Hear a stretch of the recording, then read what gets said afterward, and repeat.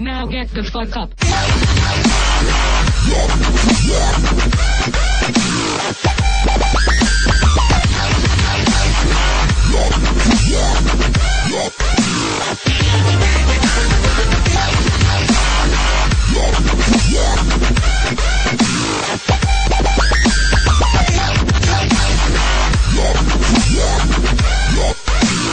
Hello, ladies and gentlemen. Of course, we are here with the Dota Replays podcast number 4. That is a very low number, and this has actually been quite a long time since our last podcast.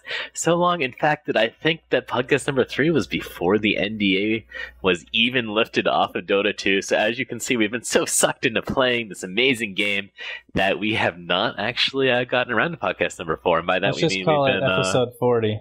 Yeah, episode 40. We've done tens of other podcasts you guys just haven't heard. But, in fact, we're here finally, and we will actually be doing these weekly from now on.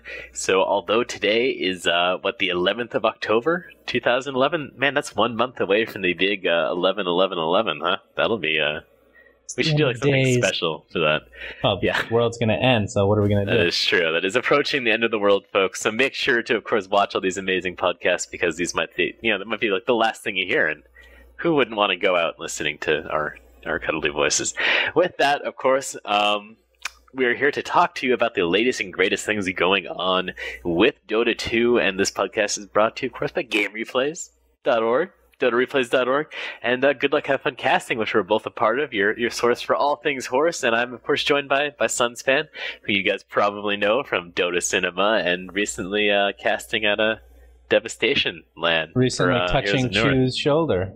It is true. If you guys did not have the opportunity to see the interview with Chu, who is a professional Han player, also played some Dota back in the day, I recommend it because it's hilarious, somewhat awkward, very sexual, and just a real joy to watch. So yeah, apparently I am the Jewish Day 9. So he is, I definitely and that's something that we always. I want to say that I call that. I call the original. Dave was first. Oh. I brought it up to you, and they're like, you know what? Kind of do. Very well. So, with that, of course, we're going to jump straight into the rumors and news.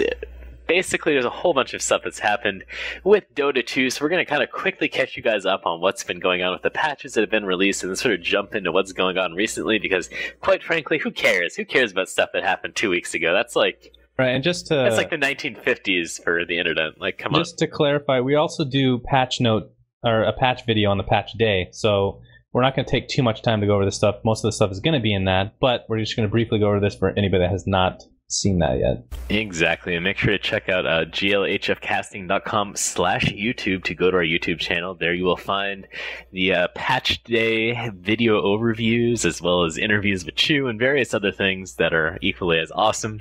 So check that out. We will be putting out a patch review video basically as soon as we can, hopefully the night of the patch, if possible. So make sure to check that out, as we will probably be one of the first people to get any kind of crazy video out on the new heroes and all that fun stuff. So, with that, there have been 3 new heroes added since basically the release of, the lifting of the NDA and kind of us getting involved in the beta. Those 3 heroes are Kunkka, Bloodseeker, and Juggernaut. So always exciting to... It's kind of like a special treat, when you come on Thursday, it's like, oh, thank God, a new hero, even though you've played this hero like tons of times in the past, playing the original Dota, but it's still exciting to see them and get to play around with new heroes in Dota 2. The other interesting thing is that they've started adding bot support for basically testing things out, playing by yourself, and the bots actually, right now, they're a little bit iffy, but... That's a nice way to put it.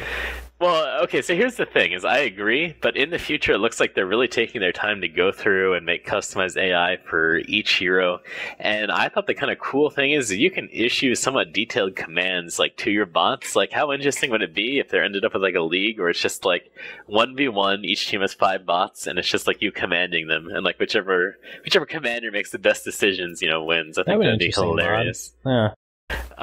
Anyways, I kind of got off on my own little ramblings there, but I think that'd be awesome if I don't makers out there, it's gonna inspire somebody. Yeah, someone out there. That seems like an amazing idea to me.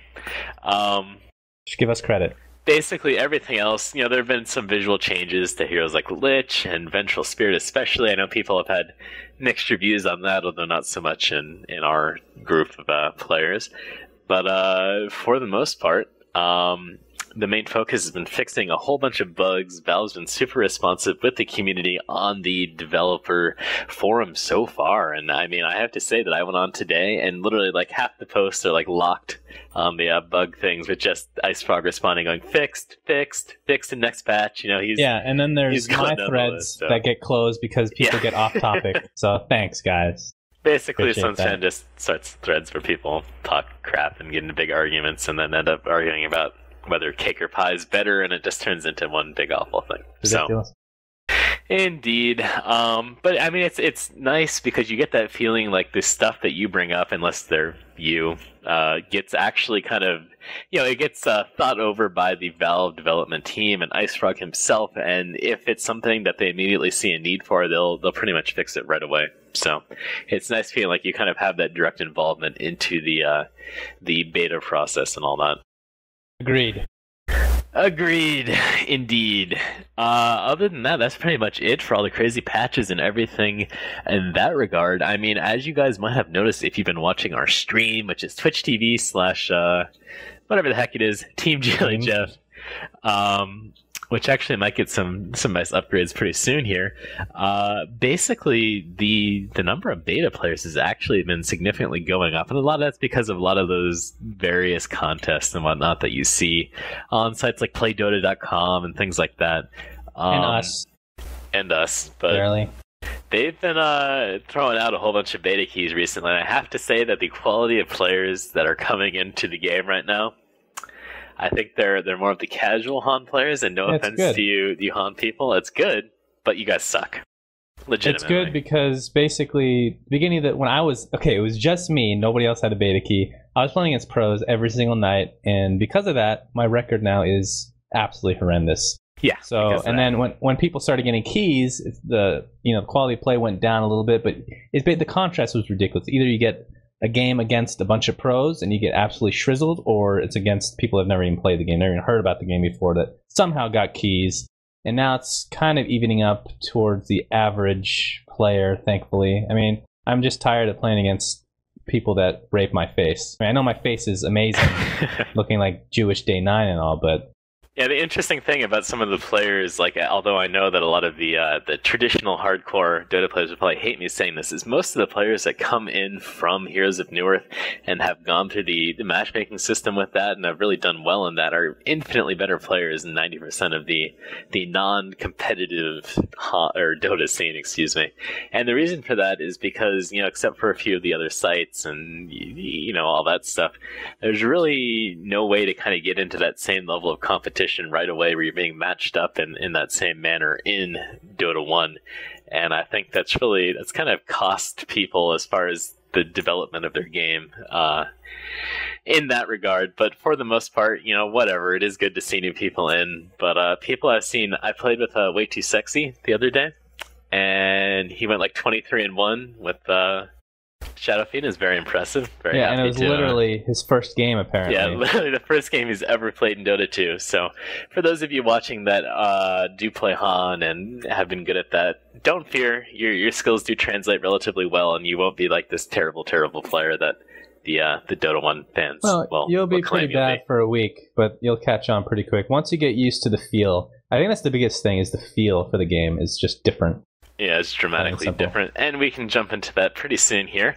But anyways, the moral of the story here is that a lot more keys are getting out there. Hopefully, we'll see a substantial increase in people playing the game. I have to say that as much as I like more people playing, I wish there was a different way for people to get keys other than these random contests where it's like drawing pictures, or Play Dota is like doing like a give a random person a key every single day thing. Like, I wish that you kind of got a wider variety of more, not like pro players, but people that actually like understand the game. Oh, the first, let's say, a nice change. The first probably, God, it's been so long. I don't know how long the closed beta is actually going, but the first section of it, I guess, the first segment was just pro players and then Valve employees, basically, and family and friends. Now it's just kind of mixed, but it's just not to the range that you're talking about. It's not. You need to get a wider audience so you can actually make the matchmaking, actually work. So you can match up newer players against newer players, and mid-level players against mid-level players, and pros against other. Again, part of that is statistics, which I'm guessing they're counting. I mean, you can see the win-losses. That's pretty much it.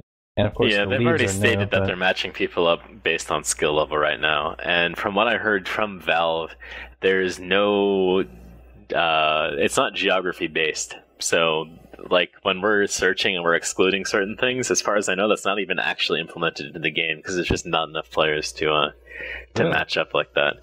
Yeah, like the when you search and it's like expanding range, I think that's your skill range and not your your geographical range. So still working on stuff like that, and that'll come when more players get involved in the game, so cross your fingers for that, of course.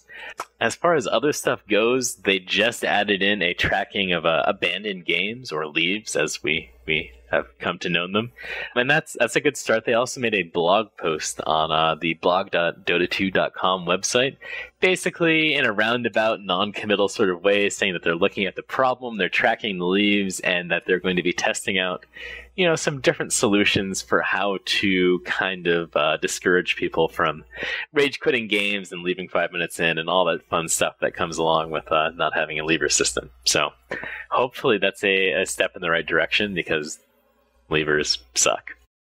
Yeah, pretty much. I mean, every game is just riddled with levers.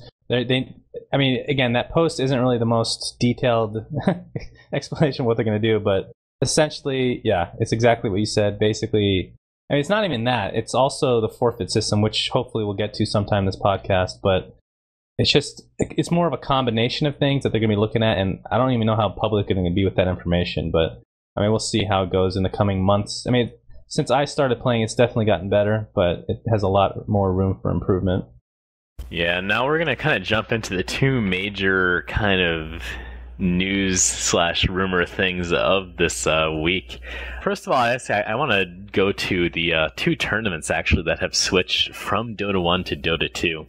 And one, kind of outline that, and two, I want to get your thoughts, because I know we haven't had a chance to talk about this yet, on that decision to make that switch kind of so soon in the beta process. So first off, ESWC, which is a pretty major European tournament. I mean, that's been around since like the early Counter-Strike days, where we would watch American teams come over and for the most part get crapped on. But so it's a pretty major tournament, and they are making the switch from Dota to Dota 2. I think they're the first one to do this after the international event. So it's a pretty big deal. They've already invited a lot of teams that you recognize, like SGC, Navi, Orange Esports, or Orange. I think they actually won a Dota tournament very recently, and teams like Moscow 5. So a lot of the top level Dota teams are coming in and playing in this tournament, some of which have obviously had a lot more experience with Dota 2 than others. The other one that recently switched is actually a LAN, I think, being held in like Malaysia or something like that, and it's the SMM Grand Finals, or some fancy big name. They've actually done like some of the qualifiers and whatnot, I think, with Dota 1, and they're now making the switch to Dota 2 as well. And from what I've heard with that tournament, a lot of the teams don't even have access to Dota 2 right now, so they promised that they'll get keys for everyone, so it's a quote-unquote level playing field. But one way or another, obviously some of these teams just won't have that much practice in the game. So from my perspective, from I guess a competitive point of view, I really hate seeing this. I really do. To me, it just does not make any sense. It feels like they're just trying to switch to the game to get new sponsors involved and be like, hey, look at this fancy new game that requires good graphics, and NVIDIA, want to hook us up? Some more sponsor money? It's hard to get any money for Dota 1 that looks like somebody took a dump on the screen. And I just don't want them to make the same mistake that they did with Counter-Strike Source, where they pushed Source into tournaments way too soon because it had updated graphics, and they ended up really messing up the community. And I'm not saying this has anything to do with Valve at this point. because I know a lot of people will throw the blame on Valve. This has everything to do with the tournaments and getting sponsorship and stuff like that, and trying to generate interest for these various events. The biggest difference, I think, is that in Counter-Strike Source, you didn't really have the guy who actually created Counter-Strike. Well, exactly. You didn't have this long, drawn-out beta. You didn't have the process where they're actually getting input from the players. So, I think Valve is doing everything right, taking a very slow beta process with this, but I hope that we don't see this becoming a traditional pattern with Dota tournaments switching to Dota 2 too soon before Dota 2's become more polished. So I think I'm going to go on the other side and say I actually like this because it's going to be starting a trend. And like you said, it's a lot easier to get sponsors for tournaments when the graphics don't suck absolute balls. And it's something new, it's something fresh, and you have the backing of, let's say, somebody like Valve, for example. And I think, relatively speaking, the hero pool that they have right now, I was talking about this the other day with you, and it just popped in my head randomly. Like, this was after we did the patch notes, and I know we're going to get into this a little bit later, but when they implemented Kunkka and Bloodseeker into the game, I didn't really think about this until like 2 days later. I'm like, wait a second. The only hero that's really considered completely overpowered in Dota 2 right now is Anti-Mage. And you can make some cases for some other heroes that are very powerful, like let's say Furion, whatever, but I think everyone can agree that Anti-Mage is by far the most rigged hero. Mm-hmm. And the reason for that is because there weren't many counters for him.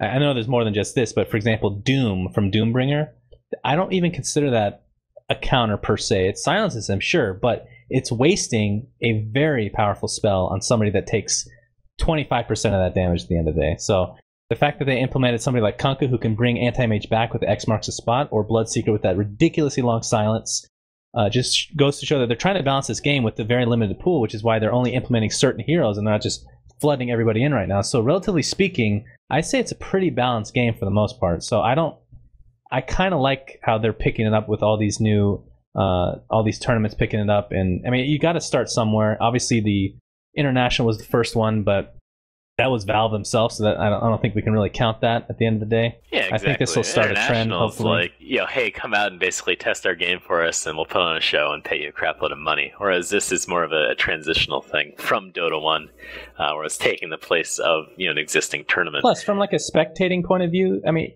have you tried to watch Dota? Oh, yeah, it's awful. Like, it's hard to. It's not even just about the sponsors. It's hard to even get viewership for anything that. From that standpoint, I agree. And from just a general fan standpoint of the game, having played it, like, I'm obviously excited to see more tournaments where, you have these high-level teams playing, just because that's fun. And, again, we cast games, and having more fun, like, high-level games to cast, I think, is another exciting thing, too, now that we get to mess around with the spectator interface, and, who knows what'll happen. But, so from that point of view, it's exciting. It's just, I don't know if it's a little too soon for making the switch, I guess. We'll see. One final thing that I do want to touch on as far as rumors and news goes is that there's actually a post by Integer, Red Jedi, if you prefer, on the Han Reddit about why Han is quote-unquote a faster, more fast-paced game than Dota 2. And I'm actually going to find that now here and kind of take some brief paraphrased quotes from him. So Integer basically goes in and says that part of the reason why is because of the netcode in the game. When you use an ability, it goes right now. There's no delay. So basically what you do is already happening. What he means by that is when you cast a spell, the spell's already cast. You can't break it off, or there's no delay or anything like that. The other thing that he goes on to say is that there's not a substantial difference in Han and Dota as far as cast animations, attack animations, move speeds, and all that. And that's fine. I can take his general point on that. He goes on to post some various other things, and how there's kind of a built-in delay with Dota 2, and how basically that's why Han plays a little bit faster and all that fun stuff. And I agree to some extent. It's true that there's much less delay when you do things in Han. And I know we've gone back and forth on this with people on the Dota 2 dev forums about them claiming there's not really any delay. And it's just not true. There's delay in Dota 2, and that's just the way it is. On the, for me, I like a lot of what Han did with the netcode. The netcode part of Heroes of Newerth is very, very good for the most part. Now, my problem is this. When he says there's no difference in, say, something like an attack animation, it's just a blatant lie. Like, there's no way any logical person can think that, because there's substantial differences in attack animations. And for the most part, if you took any single hero in Han, took their attack animation and put it into Dota 2, it would be like one of the best attack animations in Dota 2, regardless of delay. And I think, for me at least, part of the reason why they've done this is because it's a way of balancing range and melee heroes. When you have melee heroes, their attack animations are substantially better, that it makes it harder for ranged heroes to kind of sit back and last hit, whereas that's not really the case in Han. I mean, I love playing ranged heroes in Han because it's so easy to last hit, because you have like basically no attack animation. And you see that Han's really been struggling with that, because melee heroes for the most part have kind of sucked balls, and they've been trying to go forward and balance that by, you know, giving melee heroes more regen and buffing them in various ways, especially in the more recent balance patch. But I think a lot of the reason for the more, I guess, the wider variety of attack animation delays is because of that balancing issue. Well, then you have to go into everything else, like skills, for example. You can't directly port anything from Dota, or else it'll just be too slow in Han. Like, Bubbles, aka Puck, Illusory Orb, originally was ported directly as the same speed. It was too easy to dodge, so they basically had to double the speed, I believe is what they did. Or it's a lot faster, whatever it is. So, I mean, it's definitely not direct ports in any way, but I mean, I see what you're saying, and I agree for the most part. Yeah, and, you know, I mean, it's fine, and it's fine that he's kind of trying to go out there and advertise Han a little bit, but I think a lot of the issues with Dota 2 are somewhat easily fixed as far as the netcode, and then stuff like, you know, the attack animations and spell animations and all that. It's going to be a change for people, because everything isn't instant anymore, and I think a lot of that has to do more with the balance than anything else. And for me, having gotten used to Dota 2, I don't really find it too slow of a game. It's different, you know, and we'll leave it at that. Well, and then we can also bring in the point where he said that one of the reasons is, I forget if he said exactly this, but he said the camera view is the same, the distance, and I think that's incorrect. I think Dota 2 is zoomed out a tiny bit more, and I think we proved that with some screenshots comparing the two games. And that's going to aid also, I mean, that's not the only reason that seems slower, but that's in combination with everything else, every other variable that we've talked about, that creates this slowness. Anyways, moving on from feisty Heroes of Newer developers to our Dota 2 friends, we're going to go over to our next segment here, which will be the kind of who's next of Dota 2. We want to pick a couple heroes that we think will hopefully be added into the game. If not this next patch, then maybe some patches down the road, but kind of what heroes we feel would fit into the current metagame well, and who we think they might be adding shortly. So first off, I think we're going to go with Dragon Knight as a hero that we're hoping to see added very shortly to the game. There's a few reasons for this. One is he's basically been rumored to be added to the game, probably since they released like the trailer for the Dota 2 Invitational, you know, where they actually had Dragon Knight in it and then didn't have him in the game. You know, apparently people have messed around in the game files, and his portrait's like very polished and almost done. His animations are all good to go. So it seems like he's pretty much good to go. They're just waiting to add him into the game. And the other thing is, I think there are less strength heroes and agility or intelligence heroes. So, I mean, they need to add in more strength heroes in general. And also, he plays a little bit different than a lot of the strength heroes that are already in the game. You know, you have kind of some initiation support heroes with like Sand King and Earthshaker and stuff like that, and you also have a good bunch of ganking heroes with heroes like Clockwork and Night Stalker and all that, but you don't really have any beastly kind of tanky carry heroes for the most part, and I think that Dragon Knight really fits that role. Yeah, agreed. I hope he's one of my personal favorite heroes, so I don't know if he's going to, I mean, the real question is how many heroes are going to be releasing each week if they keep releasing at this. Oh yeah, is it going to be at least like one a week, or is it going to be like, oh well, we did 2 weeks in a row where we released stuff, now we're going to have to like slow things down because we're not actually planning on doing that. Since it's been 2 weeks in a row now, and we've had 3 heroes total. I'm guessing they're going to. I mean, like we said, they have like 15 to 20 heroes that are already essentially done for the most part, that they just don't want to release right away because whether they're not completely finished or the fact that they just don't want to mess up the current, I hate to use it, the current metagame, and where you might have a hero that's completely imbalanced because you don't really have any counter because they haven't really made that hero that counters him yet.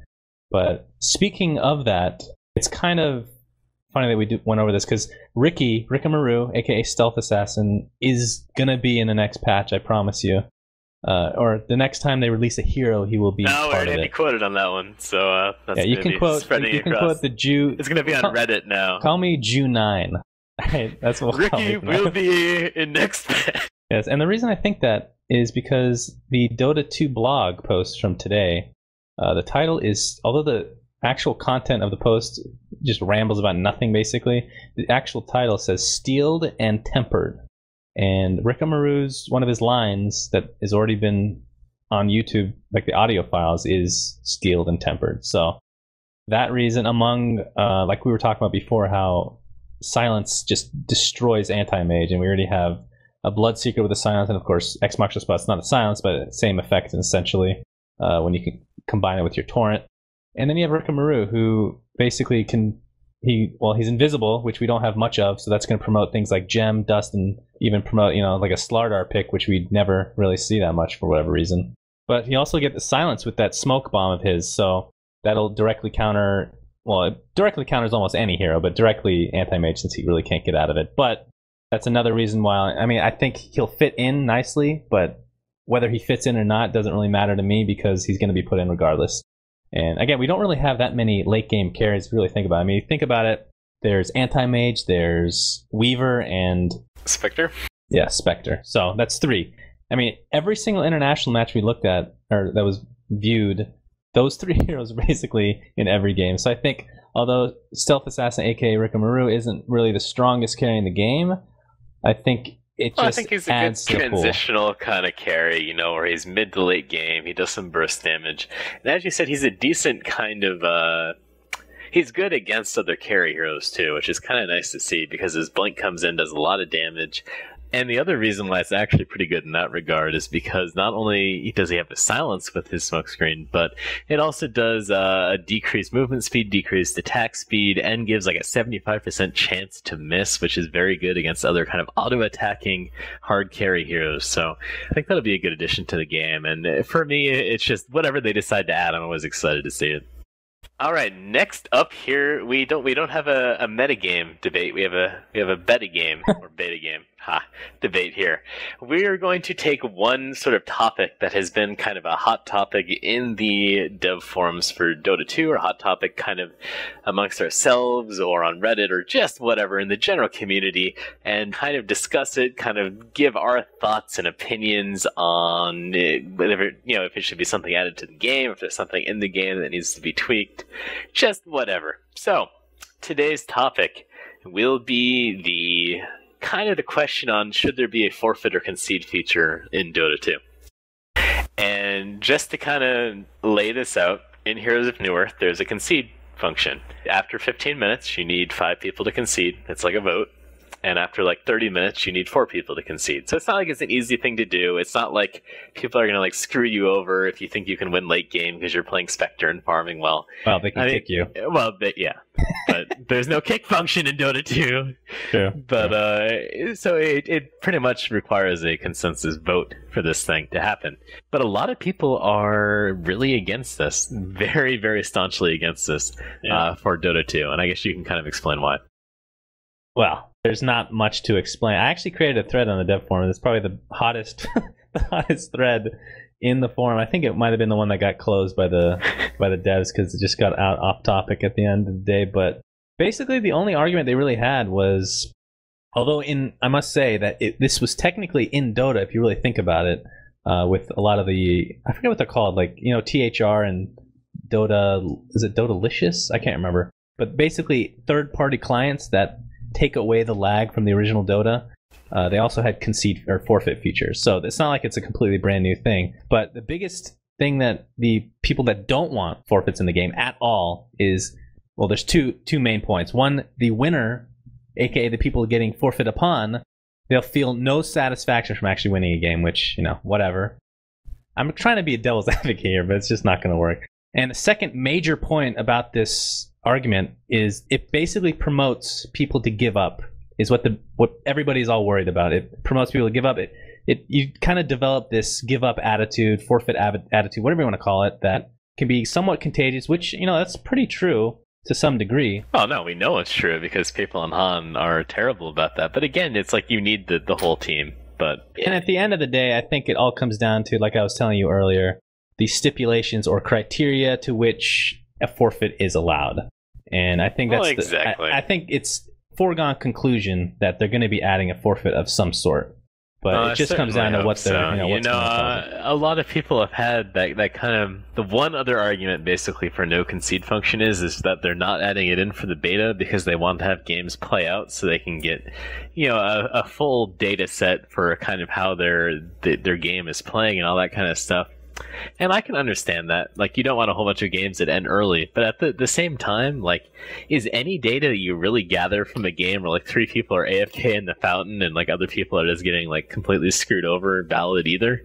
Like, I don't really see how that helps out. So I'm kind of hoping to see some sort of concede function built into the game relatively soon. Yeah, it kind of sucks because they've started tracking, leaves and stuff like that, but they're basically punishing people for sitting around in their games at this point. Right, and with all these, you have two basic things here. I mean, in a beta, you want people to report bugs and whatnot, and then also for this beta, you apparently want it to be a competitive game because it's going to be in a bunch of tournaments. I think it's going to be a bunch of tournaments.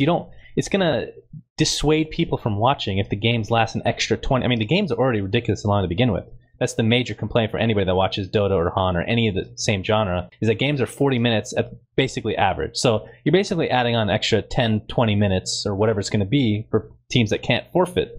So I think that's just going to hurt them in the end in that regard as well. So they got to think about the competitiveness as well, on top of, what they want to do with balancing, like, the bugs and fixing all that crap. I imagine that, for these tournaments, it's not going to be like the Invitational where they're quote-unquote forced to play out the entire game. They can just leave.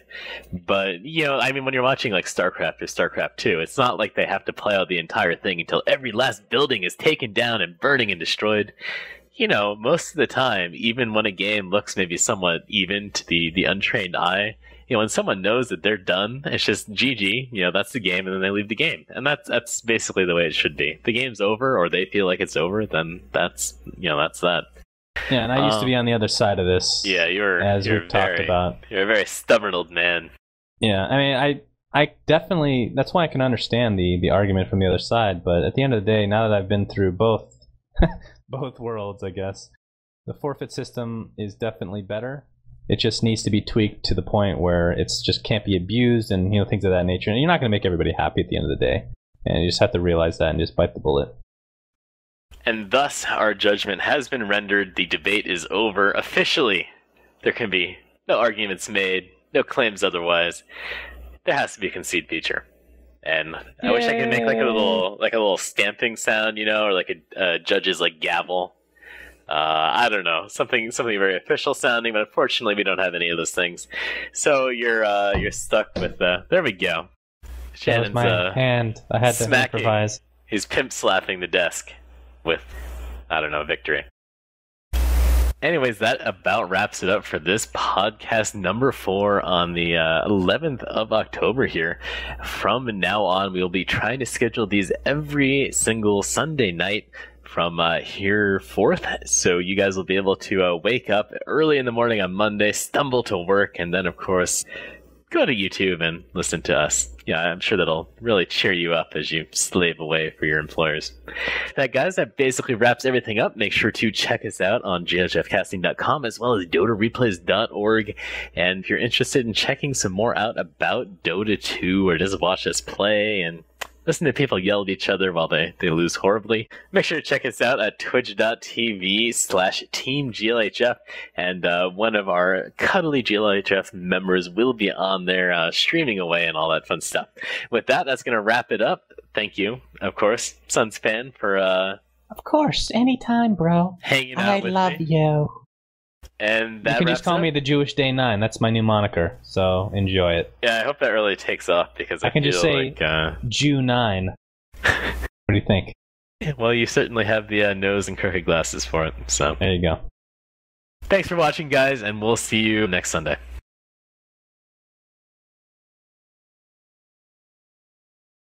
I see how it is. Reese joins us somehow. Oh, you're doing the podcast right We are. How's it going, Reese? Hi, everybody. Dota 2 is great. All right, good luck. But he also gets a silence. Why? And his smoke bomb is also very effective in that. I don't even know if that's what it is. I'm looking it up. It could just be from Han. So you fucked me, and it was. Oh, why do you always do this? Now we have to edit it up. With that, guys, that wraps up, of course, this podcast for the day of, let's see, it's the 12th now. Yeah, originally you said the 11th. Now it's the 12th. It's going to confuse people. Realize. Shut the fuck up. God, now I can't remember what I was saying. I'm adding that in, by the way. So no, you're not. Continue. Yeah. No. This part I'm not, but yeah, I'm definitely adding that in. No. No, you're not. It's so good. No. I guess I'll put it as a blooper. Let's go. Check out our twitch.tv stream. That is twitch.tv at... Or wait. Fuck. Yeah, at. That's good. Shut the fuck up. God, this is the worst.